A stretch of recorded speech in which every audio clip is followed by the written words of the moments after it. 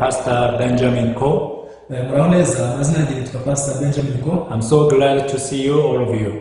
Dear viewers, for 3 days we are going to have this online Bible seminar with a theme that the trap of Satan, the rightful thoughts.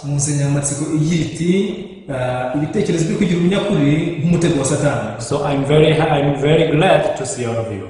I'm so sure that God is going to bless us with this the online Bible seminar.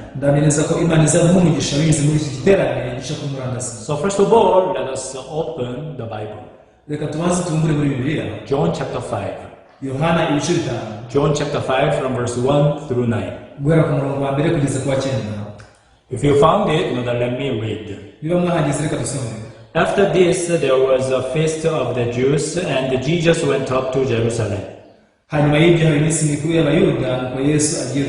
Now there is in Jerusalem by the sheep gate a pool which is called in Hebrew Bethesda, having 5 porches.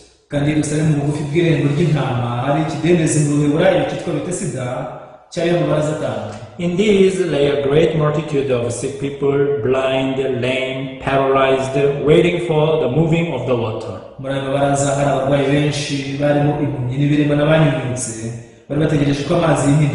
For an angel went down at a certain time into the pool and stirred up the water. Then whoever stepped in first, after the stirring of the water, there was made aware of whatever disease he had.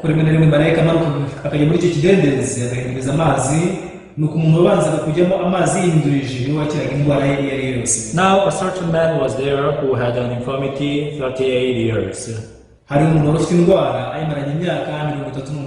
When Jesus saw him lying there and knew that he already had been in that condition a long time, he said to him, "Do you want to be made well?"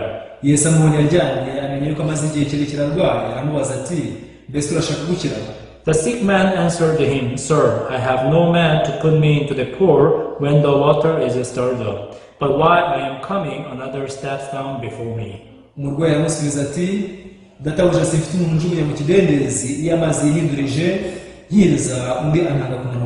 Jesus said to him, "Rise, take up your bed and walk." And immediately the man was made well, took up his bed and walked. And that day was the Sabbath. I'm sure that all of you want to live a happy life. So what do you do in order to live the happy life? I'm sure that you make many plans. And when you make the plans, how do you make a plan? When you make a plan, I'm sure that you make a plan with the positive ideas and expecting the positive result. You see that in our lives, the man and the woman, they meet each other and they do marriage.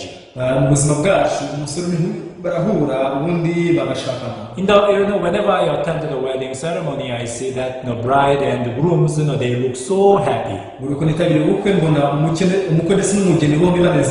But the amazing thing is, and the funny thing is, even though the couple, they made no plan to divorce, but we can find so many people to divorce these days.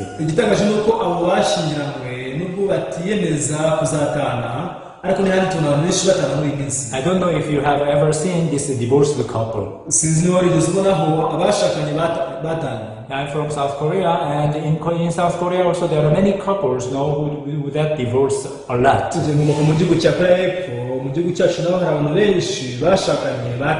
I'm sure that they did not make a plan to divorce when they married. What about people that starting the business? You see that when people start the business, they never plan to be bankrupt. But there are many people who got bankrupt, and sometimes because of that bankrupt, you see that the people commit suicide. ngo kikanabatera kwiyahura. Even we see that so many students, they are preparing for the different exam and different tests. Tubona abanyeshuri benshi bitegura ibizami ndetse no kubazwa. Even, the family, we want to build a harmonized and good family, right? Imiryango nayo unayifuza kubaka umuryango mwiza urangwa n'ubwuzuzanye. We always, expect the positive result. Iteka duhora twiteze ibintu byiza. And with this, the expectation, that we make the different plans. Dushyiraho imigambi myiza rero twiteze ibyo. But when we look back our lives, we are able to find out that many times the things happened differently from our expectation. Ariko dusubije amaso inyuma tukareba ku buzima bwacu tubona ibintu byinshi byaragenze nk'uko twari tubyiteze. We can say that in our life the choice is really important. Tubona ko mu buzima bwacu amahitamo ari ikintu cy'ingenzi cyane. You see that if you go to the court, iyo ugiye mu rukiko, there is a prosecutor and there is alternate lawyer.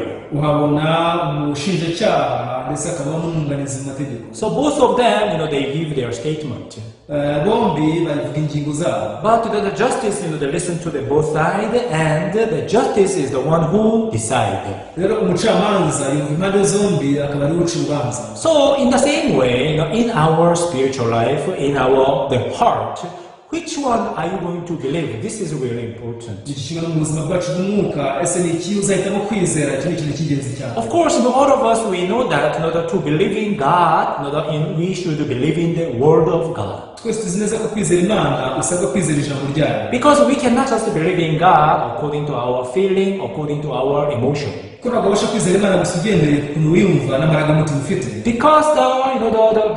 in these generations, God has given us the Word of God, the Bible. Even though the Bible clearly says God is the Word. Therefore, when we believe in God, we have to believe in God based on the Bible. So, the God guides us to believe in His Word. So when you talk about faith, this faith must be based on the Bible. That's why when Jesus was on this earth, also many times he spoke about the written word. Even the time when Jesus was tempted by Satan, he did not just respond to Satan with his own feeling or with his own thought. Jesus responded to Satan with the written word. However, you see that that Satan is very cunning. Even for us, in order to believe in God, we have to believe in the written word. But Satan, who is very cunning, he makes us traps. Because of these traps, so many people, even though they have a great wish to believe in God, you see that so many people, they live in confusion. Why? Because Satan tried to shake our faith. How does Satan shake our faith? Dear viewers, Satan does not just tell you that don't believe in God. Satan does not just come to you with the scary look and with the horns and the scary look saying that don't believe in God, you go and commit sin.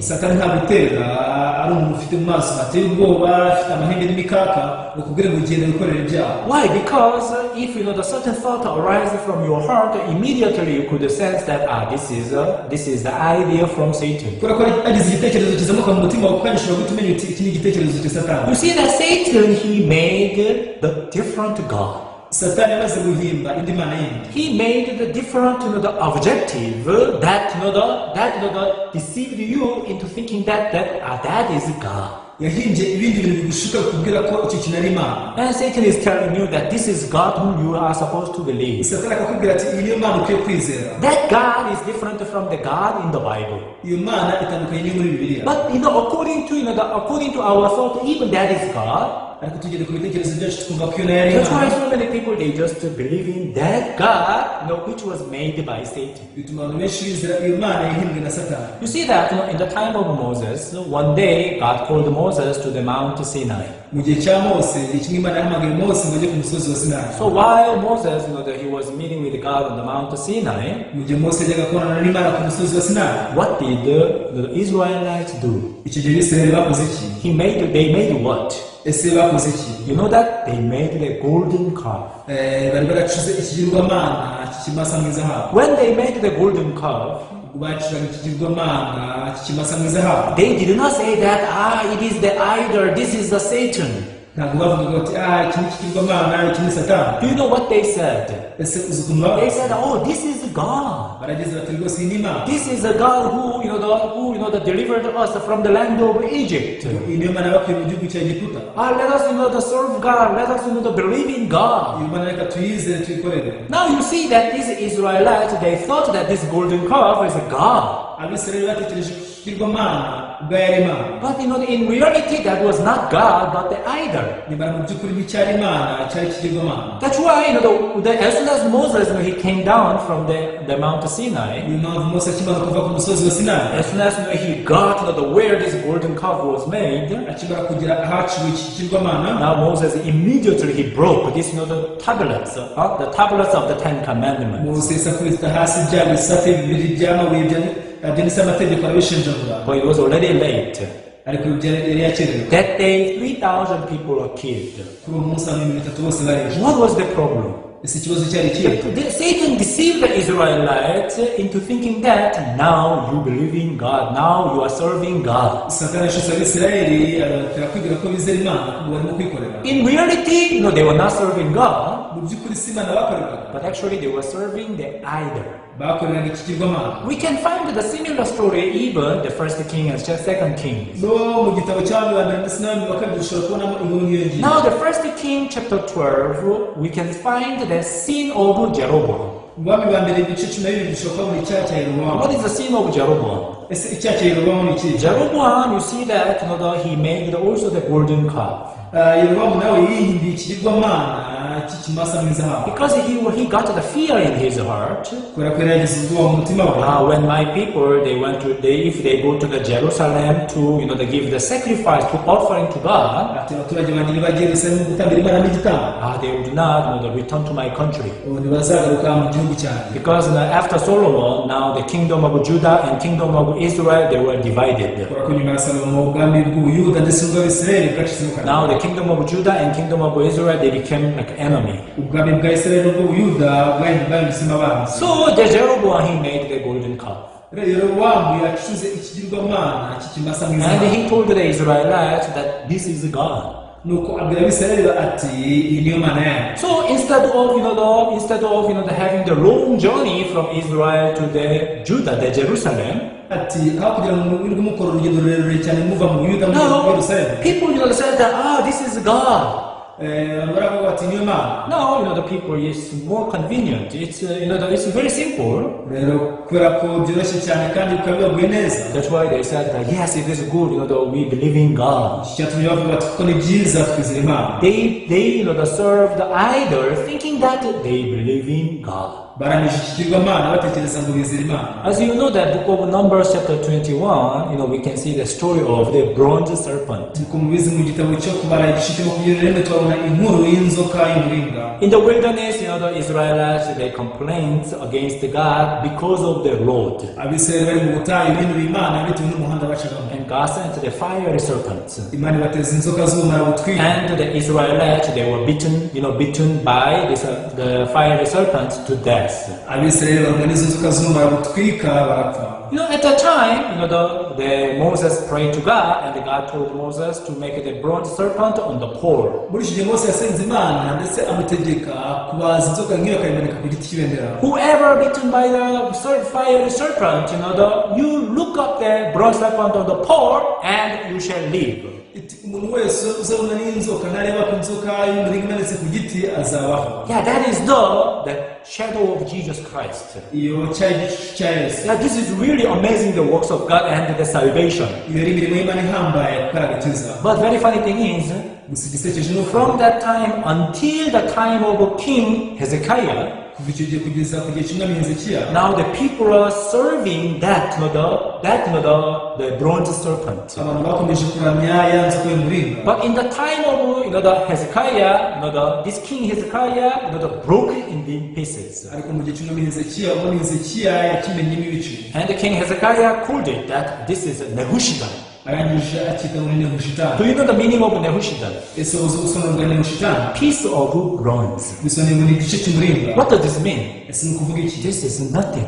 Ni ukuvuga ngo iki ntacyo ari. Actually, this the bronze serpent itself is nothing. Inzoka y'umuringa ubwayo ari ubusa. The great thing is that the word of God. Icyari gikomeye cyari ijambo ry'Imana. This word of God that was said to the Israelites that whoever bitten by the fiery serpent, look up that bronze serpent, who shall be saved. Ijambo ry'Imana ryahawe Abisirayeli babwira ngo uzarumwa n'inzoka wese nareba ku nzoka y'umuringa azakira. Now that word of God is great, not that this bronze serpent itself. Iyo nzoka y'umuringa ubwayo ntiyari ihambaye, ahubwo iryo jambo ry'Imana ryo ryari ihambaye. These days, so many people, because they do not know the heart of God exactly, Muri iyi minsi abantu benshi batazi umutima w'Imana neza. they just follow their feelings, their emotions, and their perspective.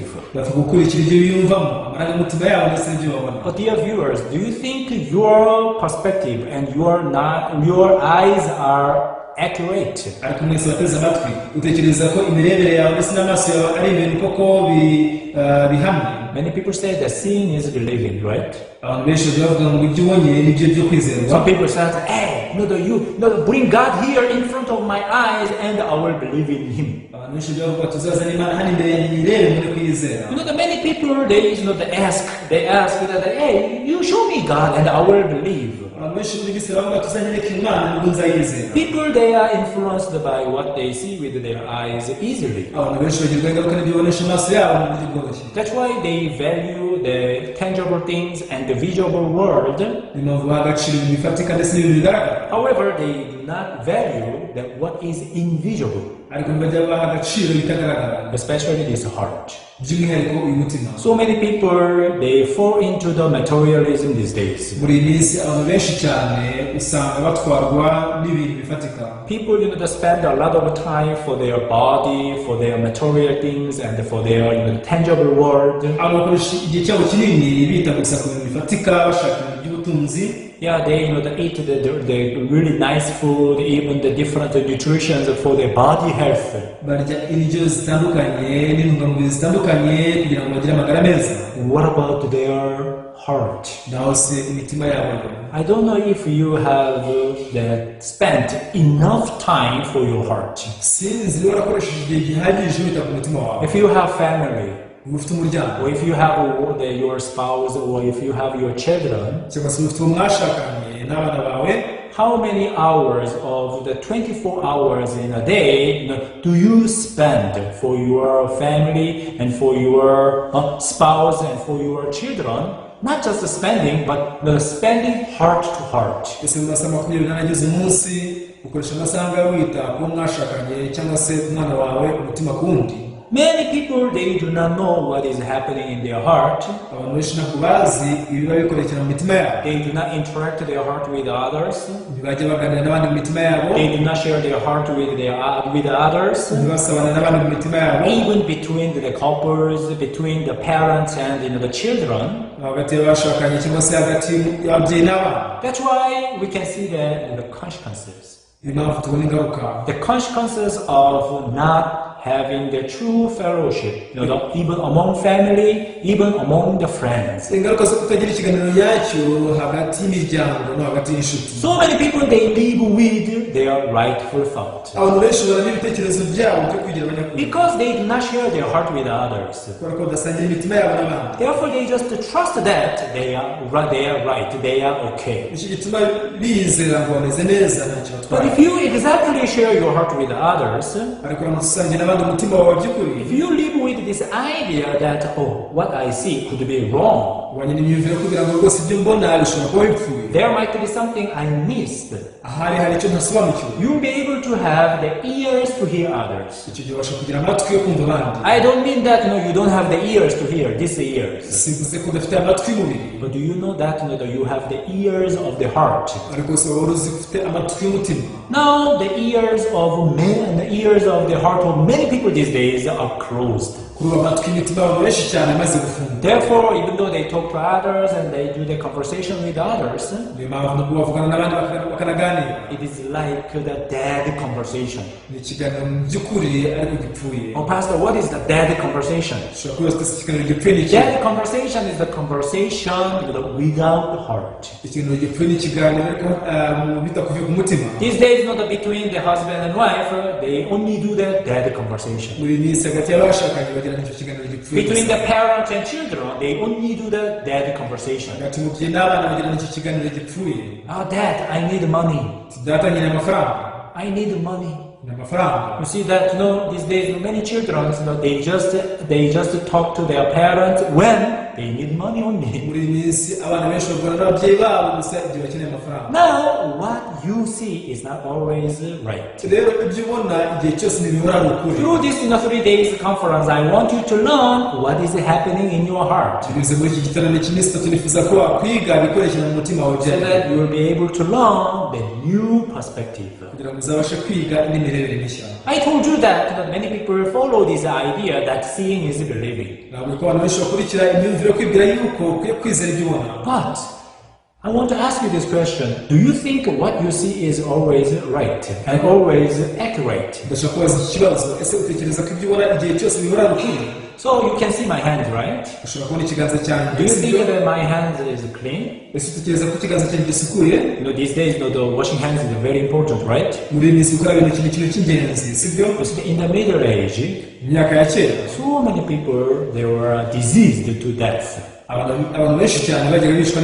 Even people did not know the reason. What is the cause of death? Many people have this question in their heart. So the people are saying that it is because of the bad air, or it is because of the curse of the witchcraft. So many people follow this kind of understandings. But after this microscope was invented, now we humans, we are able to know that we are able to notice that the existence of the microorganism on our hands. Because before that time, the people just when they, even though they came back from the outside and they just picked the food and they ate without washing hands. Because of that, a lot of dirty, the viruses and the microorganisms on the hand, all of them, they were just entered in the body. It became the cause of disease. But after this, the microorganism, was found by the microscope. Now, people began to have a kind of campaign to wash your hands. When you come back from home, come back from the work, you wash your hands. After using the toilet, wash your hands. Before eating, wash your hands. Now, when this the hands wash, is like the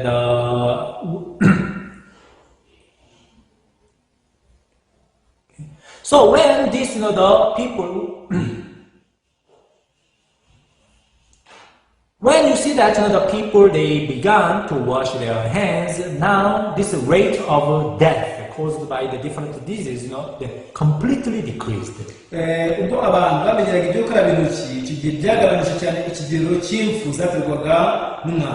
my eyes, even in your eyes, my hand may look clean.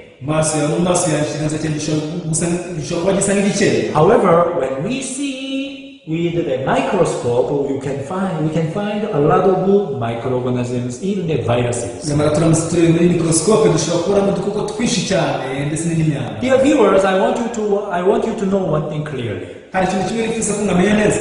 Your perspective is not perfect. imirebere yawe ntitunganye. Your perspective, even it can be fabricated. imirebere yawe ishobora no guhindurwa. Why? kuki? Because we can see only the part. kubera ko tuba tureba igice kimwe cyonyine. Sometimes, we only see the part and we just generalize it. rimwe na rimwe tureba igice kimwe cyonyine gusa ubundi tukabitekereza ko ari rusange. Especially your perspective can be spoiled by your rightful thought. cyane cyane ko imirebere yawe ishobora kwangizwa n'ibitekerezo byawe byo kugira umunyakuri. Now I'm sure that also you have your own standard. ndamya neza ko nawe uba ufite ishingiro ryawe. Everybody in this world, they have what they like and what they do not like. buri muntu wese muri isi agira ikintu akunda ndetse n'ikintu adakunda. I'm sure that even among foods, there are some foods that you like, also some foods that you don't like, right? ndamya neza ko mu mafunguro hari amafunguro ukunda ndetse n'ayandi udakunda. You have the certain standard that tells you that this is good and this is bad. ugira ishingiro runaka rikubwira ngo ikintu ni cyiza kiriya ni kibi. So we call it the fixed thoughts. ibyo ni byo twita ibitekerezo bishinze imizi We n'uruhu. call it standard. tubyita ishingiro. So as soon as you are born in this world, as you grow up, all of your experience and education, all these things work together to form the certain standard in your heart. ukimara kuvukira muri iyi si mu gihe urushaho gukura ibyo wahuye nabyo ndetse n'ibyo ducamo ibyo byose bikuremera ishingiro runaka mu mutima wawe. Now we live according to this standard. ubu rero tuba tugendeye kuri iryo shingiro nk'iri. The biggest problem is even when we read the Bible, when we listen to the word, we use this standard to analyze it or to interpret it. ikibazo nyamukuru rero nuko iyo dusoma bibiliya dukoresha ishingiro ryacu tugerageza kubyumva ndetse no kubisesengura. Because of this fixed idea, you see that we are unable to make the biblical interpretations. kuri ibitekerezo bishinze imizi muri twe ntabwo tubasha kwisobanurira bibiliya. You see that even in the time of Jesus Christ, Jesus met so many people. no mu gihe cya yesu kirisito yesu yahuye n'abantu benshi cyane. The problem is what Jesus said was not understandable. gusa igitangaje ni uko ibyo yesu yavugaga ntibyumvikana. Since that Jesus spoke the different word from their understanding and their calculations, they were rejecting the Jesus Christ. bitewe n'uko yesu yavugaga amagambo atandukanye cyane n'ibyo bibwira ndetse n'imibare yabo byatumye banga yesu You kirisito. see that the reason why Jesus came down this world, it is because Jesus wants to give us the perfect righteous and the salvation. icyatumye yesu aza muri yesu nuko yashatse kuduha agakiza gatunganye ndetse no gukiranuka. The Bible clearly says, whoever believes in him should not perish but have everlasting life. biravuga neza ngo kugira ngo umwizera wese atarimbuka ahubwo ahabwe ubugingo buhoraho. So in order for you to get that everlasting life, you should have the qualification to enter the heaven. kugira ngo ubashe kubona ubugingo buhoraho rero ukwiye kuba wujuje ibisabwa kugira ngo ujye mu ijuru. As you know that heaven is where God is. kuko mubizi mu ijuru naho imana And iri. God is holy. kandi imana irera. God is righteous. imana irakiranuka. That for me, that I have been in Rwanda since 2009. ntangiye kuva mu 2009 ndi hano mu Rwanda. It has been more than 10 years now. hashize imyaka irenga 10 kugeza ubu. How can I live in Rwanda as a foreigner? ese ndaba mu Rwanda nk'umunyamahanga nte? I have the visa. mfite visa. That I cannot stay in Rwanda without the visa. ntibyashobokera kuba mu Rwanda ntafite visa. In the same way, in order for you to go to heaven, iki kintu nuko kugira ngo ujye mu ijuru you should have kind of visa in your heart. usabwa kuba ufite nka visa mu mutima wawe. What is the visa that allows you to go to heaven? none visa igukundira kujya mu ijuru ni iyihe? That is the righteousness of God, ni ugukiranuka kw'imana. holiness of God. kwera kw'imana. Because it is very much true that a sinner cannot go to heaven. ni ibizwi neza ko umunyacyaha adashobora kujya mu ijuru. But so many people, even though they say Jesus is my Savior, Jesus is the Son of God, ariko mu Rwanda bishobora kuvuga ngo yesu ni umukiza wanjye, yesu ni umwana w'imana. but so many people, when they look at themselves, they see sin in their heart, they feel that dirt and evilness in their heart. That's why they say that I'm a sinner. abantu benshi bibonye bibonaho ibyaha ndetse n'ibicumuro bikabatera kwibwira ngo ndi umunyacyaha. And they do what? bagakora iki rero? They try to be the righteous. bagerageza kuba abakiranutsi. They try to sanctify themselves with all of their energy, with all of their heart.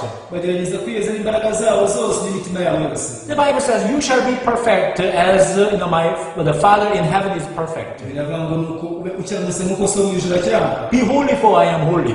mube abera nk'uko so mu ijuru yera. When we read these kind of verses, we feel burdened. Gusoma ibyanditswe nk'ibingibi twumva bituremereye. Oh, how can I become perfect? How can I become perfect like God? Ese kuko ntabwo utunganye nk'Imana gute? How can I become holy like Ni God? gute nakora nk'Imana? According to their standard, according to their calculation, this is something impossible. Ugendeye ku shingiro ryabo n'imibare yabo mvuga ko ibyo bidashoboka. Now, because of experience, because of our education, because of our knowledge, that we are rejecting the word of God. Urero ko ubunararibonye bwacu n'uburere twahawe ibyo byose bituma twamagana ijambo ry'Imana. Okay, so I want us to open the book of Romans chapter 8 verse 1. Ndashaka tumbure mu gitabo cy'Abaroma igice cya 8 umurongo wa mbere. Let us check what this Bible says. Reka turebe neza icyo Bibiliya ivuga. Here, the Romans chapter 8 verse 1 says, Hano mu Baroma igice cya 8 umurongo wa mbere aravuga ngo, there is therefore now no condemnation to those who are in Christ Jesus. nuko rero n'abari muri Kristo Yesu nta teka bazacirwaho. Now there is no condemnation to those who are in Jesus. Abari muri Kristo Yesu nta teka bazacirwaho. Many people say that I am in Jesus, Abantu benshi bavuga bati ngiri muri Yesu, but they have condemnation. nyamara ngo bakiciraho iteka. Does Bible lie? Ese Bibiliya The irabeshya? Bible says if you are in Christ Jesus, there is no condemnation. Iravuga ngo uri muri Kristo Yesu nta teka uzacirwaho. But so many people, even though they have condemnation in their heart, they still say that they are in Jesus. Ariko nubwo abantu benshi biciraho iteka mu mitima yabo birenga bakavuga ko bari muri Yesu. Either what you think or what Bible says is wrong. Icyo utekereza cyangwa se Bibiliya ivuga kimwe muri byo kirapfuye. So but Bible cannot be wrong, right? Ariko Bibiliya ntabwo ishobora kwibeshya. Now the biggest problem is that people follow their rightful thought. Ubu rero ikibazo gikomeye ni uko abantu bakurikira ibitekerezo byabo byo kugira abanyakuri. I don't know if you have ever met this person who says that I am always right or I'm always correct. Sinzi niba warigeze uhura n'umuntu uhora wibwira ngo njye nkora ndi mukuri. If you live with such a person, that kind of person, really it's stressed. Uramusubira n'umuhungu ni ibintu rwose bitesha umutwe. People who always say that I am right, their relationship with others always bad. Abantu bahora bavuga ati njye ndi mukuri, imibanire yabo n'abandi biba ari bibi cyane. If you are a couple, you can understand my point clearly. Niba warubatse ibyo mvuga ushobora kubyumva neza. You see that after getting married, Nyuma yo gushaka husband and wife, umugabo ndetse n'umugore, I don't know how many times you quarreled. sinzi ngo mwatunganye inshuro zingahe. Even I myself, sometimes I quarreled with my wife. Nanjye ubwanjye rimwe na rimwe njya ntongana n'umugore wanjye. I believe that also you have that experience, right? Ntekereza ko nawe byakubayeho, sibyo? When you have that quarrel with your spouse, Mu gihe ugiranye intonganya n'umwashakanye, do you say that, I am wrong? ese wowe ujya umubwira uti rwose njye ndibeshye? Did you ever see any couple, quarreling, saying that I am wrong and you are right? Ese wigeze ubona abantu batongana umwe abwira mugenzi we ati nigire mu makosa uri mukuri? Never, right?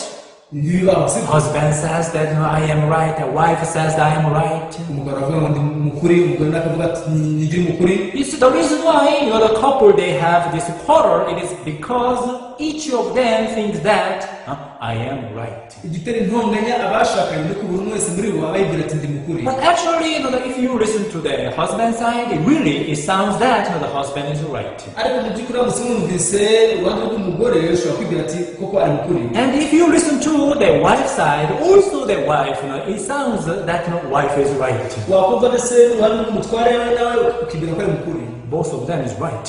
Bombi bari mukuri. That's the problem. Iki ni cyo kibazo. You see that way of understanding of husband, man, and the way of understanding of woman actually are different. Imyumvire y'umugabo ndetse n'iy'umugore ubusanzwe bitandukanye. But the problem is that the husband wants to make the wife understand him, Ikibazo ni uko umugabo ashaka kugira ngo umugore we amwumve, and the wife wants to make a husband understand her, ndetse n'umugore nawe agashaka kugira ngo umugabo we nawe amwumve, without putting their rightful thought down. kandi batashyize hasi ukuri kwabo. You see, because of that, this quarrel is never finished. Iki kintu gituma intonganya nk'izi zitajya zirangira. But if we realize that my spouse is different from me, Ariko iyo tumenye ngo rwose umugabo wanjye turatandukanye, once you exactly discover this, ibyo uramutse ubimenye neza, you will be able to ready to accept the differences. uzaba witeguye kwakira iryo tandukaniro ryayo. Before I learned the word of the heart, I used to trust myself so much. mbere yuko niga imibereho y'umutima najyaga niyizera cyane. I used to live with the self-confidence. najyaga mbaho nigirira icyizere cyinshi. The way I think is right. uburyo ntekereza ni ukuri. So because of this idea, I would not listen to others. ibyo bitekerezo byatumaga nkumva abandi. Why do I have to listen to others? si kuki nkwiye kumva abandi. Because I'm smarter than them. barakumva barusha ubwenge. I think that I can handle this problem. ntekereza ko iki kibazo nakikemura. There are many challenges, but I can handle my life. ufite imbogamizi nyinshi ariko ushobora kugera I ku buzima used to bwawe. live with this kind of self-confidence. najyaga mbaho nigirira icyizere cyinshi. One day, emptiness came to my heart. umunsi umwe mu mutima wanjye hasigayemo ubusa. I did not know how to handle this problem. sinari nzi uburyo iki kibazo nagikemura. I tried to cast out this, the emptiness from my heart nagerageje kwirukana ubwo busa bwari mu mutima wanjye. by meeting my friends and by drinking, by enjoying, but binyuze mu guhura n'inshuti zanjye tukinezeza tukinywera ariko I was not able to cast out this emptiness from my heart. ubwo busa sinashoboye kubwirukana mu mutima wanjye. For the first time in my life, I was thinking about committing suicide. bwa mbere mu buzima bwanjye napanze kuziyahura. Because I tried my best to cast out this emptiness, but I failed. kubera ko nagerageje uko nshoboye kose kugira ngo nikuremo ubwo busa ariko byarananiye. So I couldn't find any hope in my heart. nta byiringiro nigeze mbasha kugera mu mutima wanjye. Oh, what should I do? ese ubu bigenze nte? Oh, how can I get the hope in my heart? ese ubu ni gute nagira ibyiringiro mu Hey, mutima where wanjye? is the hope? ibyiringiro dore ngibi. Hey, hope, where did you go to? si wabyiringiro wagiye he? I want to bring this hope back into my heart, but I failed. nashatse kugarukana bya byiringiro mu mutima wanjye ariko birananira. My heart was darkened umutima wanjye warijimye. more and more. urushaho kwijima cyane. I felt that I was sinking down into the swamp. nibwiye ko ari nkaho ndi gucubira mu isaha. I was trying to find the people around me, if there is anyone who can help me, but nobody. nagerageje gushaka niba hari umuntu wafasha bugufi bwanjye ariko mbona ko ntawe. Why? kuki? Because I used to despise them. najyaga mbasuzugura. I used to reject their advice. najyaga nanga inama yabo. I found no one around me. nasanze ntawe ndi bugufi. But that is when God really saved me. icyo nicyo gihe koko imana yanyijije. I was able to meet this, the pastor, who knows the word of the heart. bashobora ni umupasiteri uzi neza imibereho y'umutima w'umuntu. And because of this word of the heart, bitewe rero n'imibereho y'umutima w'umuntu. I was able to discover the problem in my heart. nabashije gutahura ikibazo kiri mu mutima wanjye. Now you see that Satan is very cunning. mwitegereze rwose satani. Satan set a lot of traps in your heart. satani ateza imitego myinshi cyane mu mutima wawe. Especially Satan makes you trust yourself. by'umwihariko satani atuma wiyizera. Satan makes you feel that you are great, you are smarter than others. satani akomeza gutuma wibwira yuko uri umunyabwenge kuruta abandi. When you accepted the voice of Satan, from that moment you would only believe in yourself. iyo iryo jwi rya satani guhera ubwo uriyizera wenyine gusa. And actually, before realizing this existence of Satan, ubundi rero mbere yo kumenya uko kubaho kwa satani, no matter how hard you try to believe in God, you will never believe in God. wagerageza kwizera imana kose ntubasha kuyizera. You see that? No, in this world, there are, after we are born in this world, as time goes by, our body is growing up. tukimara kuvukira muri isi ko igihe kirusha kugenda gishira imibiri yacu igenda ikura. Even though even my body is growing up, nubwo umubiri wanjye nawe ugenda ukura. however, nyamara even though that this body is growing up, there are many people whose heart are not growing up. nubwo imibiri y'abantu igenda ikura ariko hari abantu benshi cyane imitima yabo itigera ikura. Even though they are getting old and old, nubwo barushaho gusaza uko bwije n'uko bukeye, if they are aged, naho basheshe akanguhe, we can see that there are so many people whose heart are still very, very young. ariko usanga abantu benshi cyane imitima yabo ikiri mito cyane. They only trust themselves. ugasanga bariyizera wenyine gusa. They do not accept what is different from their understanding. ntibajya bemera igitandukanye n'imyumvire yabo. You see that this is how Satan deceived the people. uko niko satani ashikama abantu. Even though there is the word of God, nubwo ari ijambo ry'imana, this word of God is written by God. iri jambo ryanditswe n'imana. The way God thinks and the way we humans think are different. uburyo imana itekerezamo ndetse n'uburyo abantu batekerezamo birahabanye cyane. But the problem is, the people who think that they are smart, they are right, ariko ikibazo ni uko abantu benshi bibwira ko ari abanyabwenge. even though they read the Bible, it's written by God, nubwo nubwo basoma bibiliya yanditswe n'imana They just try to interpret the Bible according to their understanding, according to their standards. bagerageza kwisonera bibiliya bagenda ku myumvire yabo ndetse n'ishingiro ryabo. How can we understand God? Ese imana twayumva dute? Is it possible for us humans to understand God in 100%? Ese birashoboka ko twebwe twasobanukirwa imana ijana ku ijana? God is from the eternal world. Imana ikomoka mu buziraherezo. Actually, we humans, even we do not know the definition of eternity. Twebwe abantu ntabwo tuzi ubuziraherezo icyo bishaka kuvuga. Why? Because in this world, nothing is eternal. Muri iyi si nta kintu na kimwe gihoraho iteka. What is eternal in this world? Ese igihoraho iteka muri iyi si ni iki? Everything in this world is actually disappearing. Ibintu byose byo muri iyi si ni ibintu bishira. You cannot find the something that exists like 1,000 years ago. Ushobora kubona nk'ibintu byabaye mu myaka igihumbi. Why? Because most of the things disappeared. Ntushobora kubona ibintu byabaye iki gihe ku byinshi muri ibyo byarashize. Suppose that you have just built the beautiful house today. Nawe uyu munsi wakubaka inzu nziza. After 20 years, nyuma y'imyaka 20, after 30 years, nyuma y'imyaka 30, do you think this house will remain still as a beautiful house, as a new house? Utekereza ko iyo nzu izagumaho koko ikiri inzu nshyashya? Of course not. Siko imeze. Everything in the world is disappearing. Ibiri mu isi byose ni bishira. Why? Kuki? Because we are living in this temporary world. Turako tubaho muri iyi si imara igihe gito. But God is from the eternal world. Ariko Imana yo ibaho mu buziraherezo. Thoughts of God and the thoughts of man are different. Ibitekerezo by'Imana n'iby'umuntu birahabana. The problem is that we strongly hold our rightful thought. Ariko ikibazo nuko tugundira ibitekerezo byo kwigira abanyakuri. That is the deceit of Satan. Icyo ni igishuko cya Satani. Satan plants a lot of traps in our heart. Satani yibye imitego myinshi mu mitima yacu. You are right. Ati uri mukuri. You are smart. Uri umunyabwenge. You know many things. Uzi ibintu byinshi. You see that, that even though you read the Bible, hey, this is something nonsense. Ati iyo Bibiliya usanga nta shingiro ifite. You see that if we read some stories which is not understandable, people just say that, hey, this is nonsense. Dusomye inkuru tugasanga zitumvikana, benshi baravuga bati rwose nta shingiro ifite. Actually, in the Bible, you can find so many stories which are not understandable. Ubundi muri Bibiliya tubonamo inkuru nyinshi cyane zitumvikana. Red Sea divided into two. Inyanja itukura yacitsemo kabiri. The dead man, the raised up. Uwari wapfuye yarazutse. Feeding 5,000 people with 5 barley loaves and 2 fish. Gaburira abantu bitanu ukoresheje imitsima itanu n'amafi abiri. You see, there's so many stories in the Bible are not understandable at all. Inkuru nyinshi zo muri Bibiliya ntizumvikana na busa. The problem is what? Ariko si ikibazo ni iki? You see that the Satan changes our perspective. Satani ahindura imirebere yacu. Because you see that the reason why such stories are written in the Bible is because God is Almighty. Icyatumye izo nkuru zose zandikwa muri Bibiliya ni uko Imana ishobora byose. To us, that dividing the Red Sea into two is impossible. Ku bwacu gucamo kabiri inyanja itukura ntibishoboka. To us, to raise dead men up, it is impossible. Ku bwacu kuzura uwapfuye ntibishoboka. To us, to feed 5,000 people with 5 barley loaves and 2 fish, it is impossible. Twabasha kugaburira abantu bitanu twifashishije imitsima itanu n'amafi abiri. What about to God?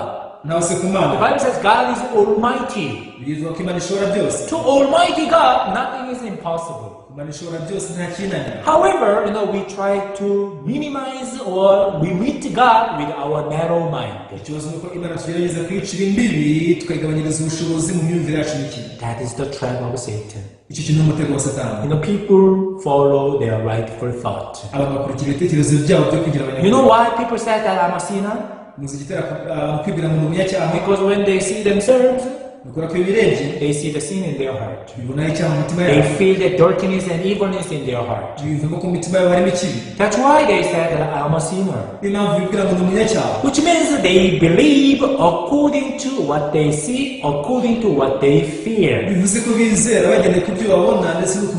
In other words, people they sit on the throne of the justice. But who is the justice? Justice is God.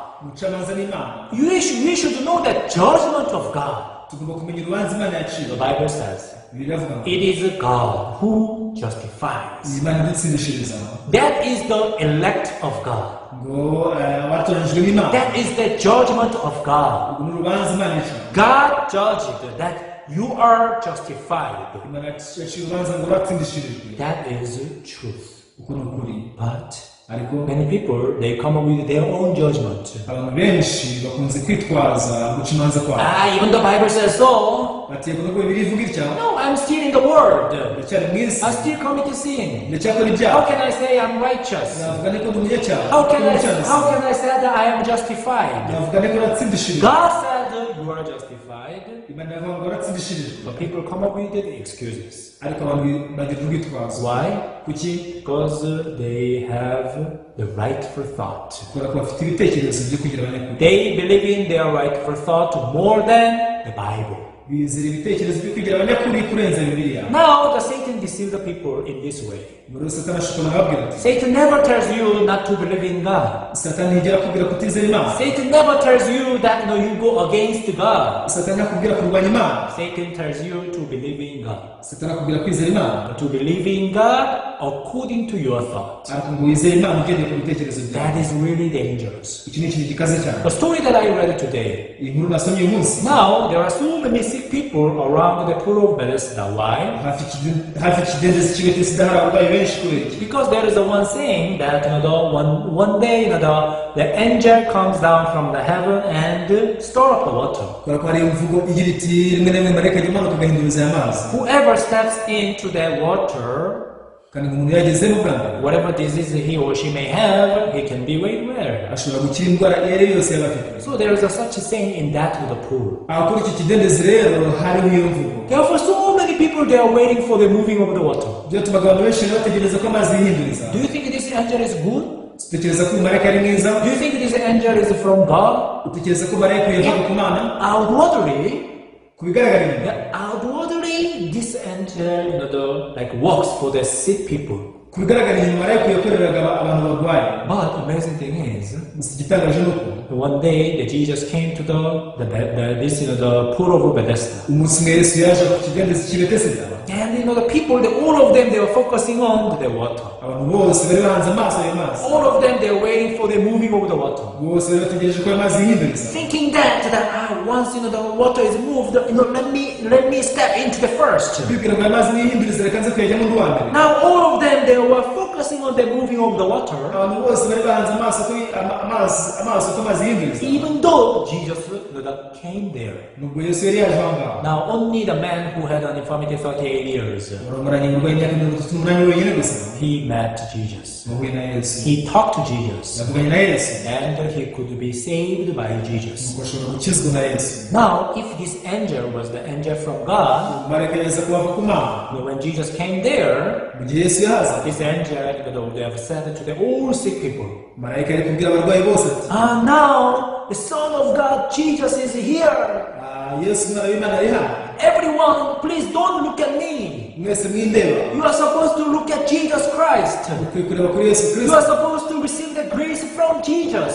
kwakira ubuntu bwa yesu And this angel, the angel would have said like that if this angel was from the God. umumarayika yaza kuba akomoka ku mana uko niko ari kuvuga And now we can see that this angel has stolen the heart of everyone. ariko dushobora kubona ko marayika uwo nguwo yaribye imitima y'abantu bose Because of that, nobody could focus on Jesus. icyo cyatumaga ntawe ureba yesu Because they are busy focusing on this moving of the water. kubera ko bari bahugijwe no kureba gusa ayo mazi yihinduriza Many people these days, they say they believe in God, I believe in God, I believe in Jesus. abantu benshi muri minsi bavuga ko bizera imana bati nizera imana They believe in Jesus according to what?